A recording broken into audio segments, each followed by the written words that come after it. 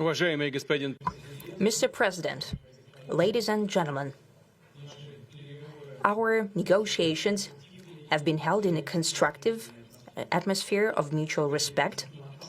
We have very thorough negotiations that were quite useful. I would like to thank once again my American counterpart for the proposal to travel out here to Alaska. It only makes sense that we've met here, because our countries, though separated by the oceans, are close neighbors. So when we've met, when I came out of the plane and I've said, "Good afternoon, dear neighbor. Very good to see you. In good health and to see you alive." I think that is very neighborly. And I think that's some kind words that we can say to each other. We're separated by the Strait of Bering, though there are 2 islands only between the Russian island and the U.S. island. They're only 4 kilometers apart. We're close neighbors, and it's a fact. It's also important that Alaska has to do with our common heritage, common history between Russia and the U.S., and many positive events have to do with that territory. Still, there is tremendous cultural heritage back from the Russian America. For example, Orthodox churches and a lot of, more than 700 geographical names of Russian origin. During the Second World War, it was here in Alaska that was the origin of the legendary air bridge for the supply of military aircraft and other equipment under the Lend-Lease program. It was a dangerous and treacherous route over the vast emptiness of ice. However, the pilots of both countries did everything to bring closer the victory. They risked their lives and they gave it all for the common victory. I was just in the city of Magadan in Russia, and there is a memorial there dedicated to the Russian and the U.S. pilots. And there are 2 flags, the U.S. flag and the Russian flag. And I know that here as well there is such a memorial. There is a military burial place several kilometers away from here. The Soviet pilots are buried there who died during that dangerous mission. We're thankful to the citizens and the government of the U.S. for carefully taking care of their memory. I think that's very worthy and noble. We'll always remember other historical examples when our countries defeated common enemies together in the spirit of battle camaraderie and allyship that supported each other and facilitated each other. I'm sure that this heritage will help us rebuild and foster mutually beneficial and equal ties at this new stage, even during the hardest conditions. It is known that there have been no summits between Russia and the U.S. for 4 years, and that's a long time. This time was very hard for bilateral relations, and let's be frank, they have fallen to the lowest point since the Cold War. I think that's not benefiting our countries and the world as a whole. It is apparent that sooner or later we had to amend the situation to move on from the confrontation to dialogue. And in this case, a personal meeting between the heads of state has been long overdue, naturally under the condition of serious and painstaking work, and this work has been done in general. Me and President Trump have very good direct contact. We've spoken multiple times. We spoke frankly on the phone. And Special Envoy of the President, Mr. Witkoff, traveled out to Russia several times. Our advisors and heads of foreign ministries kept in touch all the time. And you know fully well that one of the central issues was the situation around Ukraine. We see the strive of the administration and President Trump personally to help facilitate the resolution of the Ukrainian conflict. And his strive to get to the crux of the matter, to understand this history, is precious.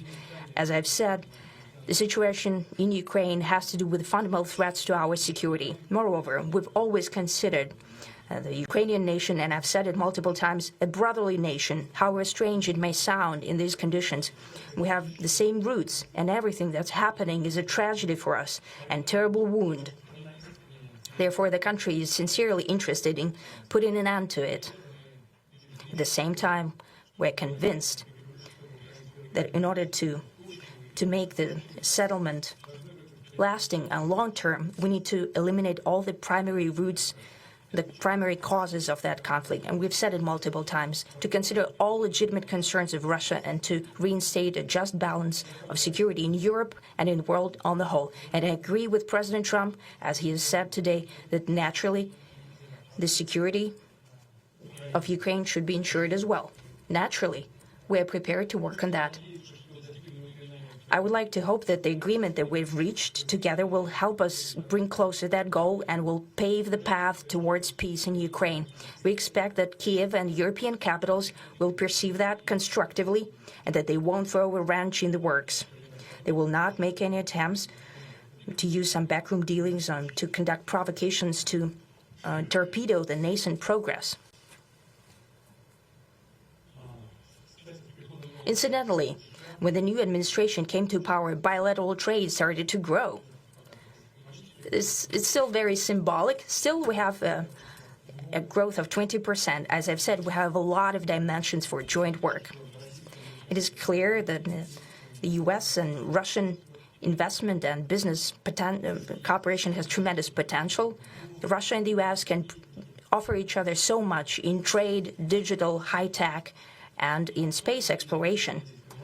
We see that Arctic cooperation is also very possible, and our international context, for example, between the Far East of Russia and the West Coast of the U.S. Overall, it's very important for our countries to turn the page, to go back to cooperation. It is symbolic that not far away from here, at the border between Russia and the U.S., there was a so-called international date line. I think you can step over, literally, from yesterday into tomorrow. And I hope we'll succeed in that, in political sphere. I would like to thank President Trump for our joint work, for the well-wishing and trustworthy tone of our conversation. It's important that both sides are result-oriented, and we see that the President of the U.S. has a very clear idea of what he would like to achieve. He sincerely cares about prosperity of his nation.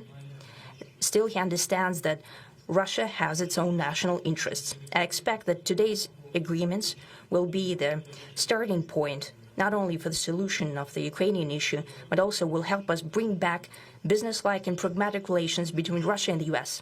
And in the end, I would like to add one more thing. I'd like to remind you that in 2022, during the last contact with the previous administration, I tried to convince my previous American colleague that the situation should not be brought to the point of no return when it would come to hostilities. And I said it quite directly back then, that it's a big mistake. Today, when President Trump saying that if he was the president back then, there will be no war. And I'm quite sure that it would indeed be so. I can confirm that. I think that overall, me and President Trump have built a very good, business-like and trustworthy contact. And I have every reason to believe that moving down this path, we can come, and the sooner the better, to the end of the conflict in Ukraine. Thank you. Thank you. Well, thank you very much, Mr. President. That was very profound. And I will say that I believe we had a very productive meeting. There were many, many points that we agreed on, most of them, I would say, a couple of big ones that we haven't quite gotten there, but we've made some headway. So there's no deal until there's a deal. I will call up NATO in a little while. I will call up the various people that I think are appropriate, and I'll, of course, call up President Zelensky and tell him about today's meeting. It's ultimately up to them. They're going to have to agree with what Marco and Steve and some of the great people from the Trump administration who've come here, Scott and John Ratcliffe, thank you very much. But we have some of our really great leaders. They've been doing a phenomenal job. We also have some tremendous Russian business representatives here. And I think, everybody wants to deal with us. We've become the hottest country anywhere in the world in a very short period of time. And we look forward to that. We look forward to dealing. We're going to try and get this over with. We really made some great progress today. I've always had a fantastic relationship with President Putin, with Vladimir. We had many tough meetings, good meetings. We were interfered with by the Russia hoax. That made it a little bit tougher to deal with, but he understood it. I think he's probably seen things like that during the course of his career. He's seen it all, but we had to put up with the Russia hoax. He knew it was a hoax, and I knew it was a hoax, but what was done was very criminal. But it made it harder for us to deal as a country in terms of the business and all of the things that we'd like to have dealt with. But we'll have a good chance when this is over.